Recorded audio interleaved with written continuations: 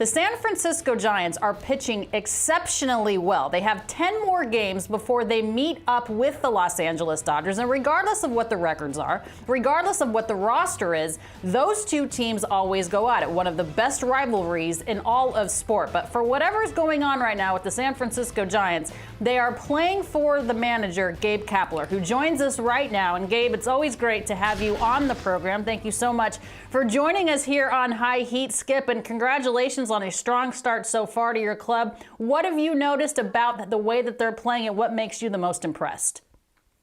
Thanks, Alana, and hey, Chris. I guess I'm impressed with the way the veteran players are kind of stepping up and taking control of this club. Knew that Buster Posey was an excellent baseball player. Didn't know that he had this level of offensive production in him. Brandon Crawford has had some of the biggest hits of the season for us, and Brandon Belt has been exactly what you'd expect. Evan Longoria, with a couple of more productive years, kind of gets right into that Hall of Fame conversation as a third baseman and took down his 400th career double yesterday. So our veteran players on offense are really carrying us, and as you mentioned, Alana, our starting pitching has been strong. Oh, it's been tremendous, Gabe, and I like the resiliency, too. Even opening day, an awful loss. You recovered there. Terrible loss in Miami. You recovered there. That's a veteran team. A lot of resiliency after a couple of bad losses there. Late innings. Give me some thoughts on that for a sec. Go ahead. Let me hear. Well, first, my thoughts are, Chris, you're always great at reminding us of those moments. I'm good at that, yes. I had really forgotten about those two losses, but thanks. No, I really appreciate that.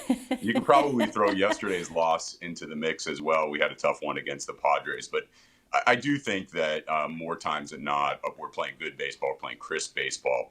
I think at this time last year, or after the first, let's say, 30 games last year, our defense was something that was a bit of a concern for us. Our defense has really been shored up, and we're playing strong in the outfield, making good plays, both in the gaps and down the lines. And so those are some things, the little things we're doing well that are helping keeping us afloat. But as Alana mentioned, it's really been our starting pitching that's carried us and given us a chance to win every game. And the last time Jake McGee was on the mound, he looked great. He was excellent for the first part of the season for us, closing out games, and continue to have a lot of faith in our bullpen in general. Gabe, I'm not sure what's going on there with your shot. Hopefully you're not having an earthquake there in San Francisco. But you mentioned Jake McGee, and you know that this is a guy that's going to be just fastball, fastball, fastball, fastball. And when he's on, you know that's what he's going to throw, and guys still can't hit him. As far as the bullpen is concerned, what would you like to see overall improve about that group of arms? Well, I think we have to find ways to take pressure off of Rogers and McGee, to your point. When McGee is right and he's at 94, 95, he's got a fastball with a ton of carry, and he misses a lot of bats. He's always been a great strike thrower, but in order for us to give him an opportunity to be the best version of himself, we can't have him pitching every night. And the same can be said for Tyler Rogers, who we've depended on since the middle of the summer last year.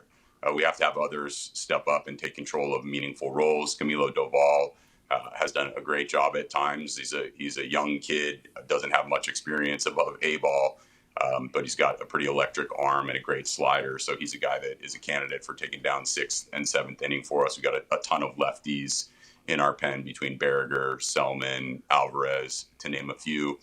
And Berriger has done a nice job over the last calendar year as well. So we need others to step up and pitch high leverage innings for us, and that will save both McGee and Rogers and allow them to pitch deeper into the season with their best stuff. And Gabe, we probably misread the Giants, guys like myself, because last year you guys had a heck of a year. I understand that it ended badly with those 3 games in San Diego, but a heck of a season. Veterans, as you said, with good pitching. Everybody talking about Dodgers, Padres. Giants have won a lot of championships, and Belt won, Crawford won, Posey won.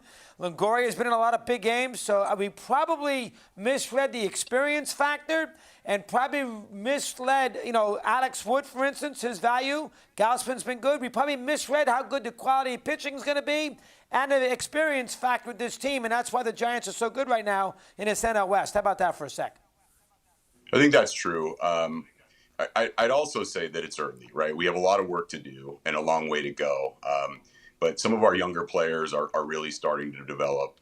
Guys like Austin Slater has gotten some huge hits for us off the bench. He's really trying to establish himself as a regular at the major league level. He's got a couple of years under his belt, but really, I think he has a chance to be a guy that we can depend on regularly. He's a big bat off the bench for us.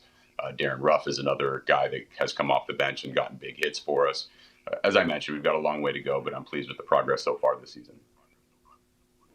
Gabe, Chris was mentioning the veteran presence and the experience level that this club has, and Johnny Cueto certainly falls under that category. Comes off the IL, gets roughed up a little bit in his outing yesterday. Was that more rust, or what are you noticing from him, and how key is he to being healthy in that rotation?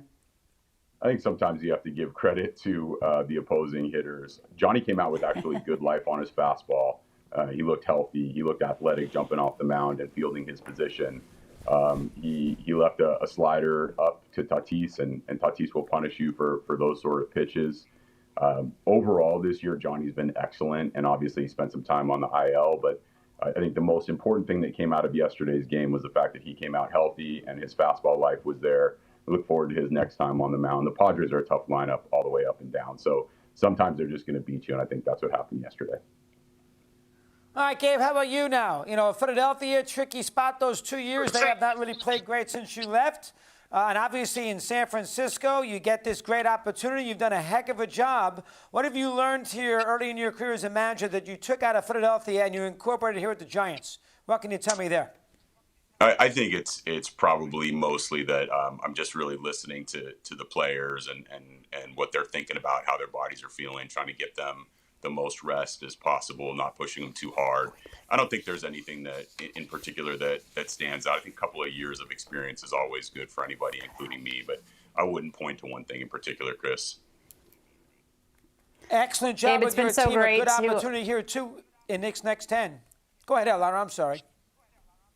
No, that's it. I wanted to say, Gabe, it's been great to see you not only get the managerial position that I know you wanted for so long, but to see you have success in San Francisco has been great as well. Continued success this year, and Chris and I will talk to you soon for sure. Thanks, Alana. Thanks, Chris. We'll see you guys soon.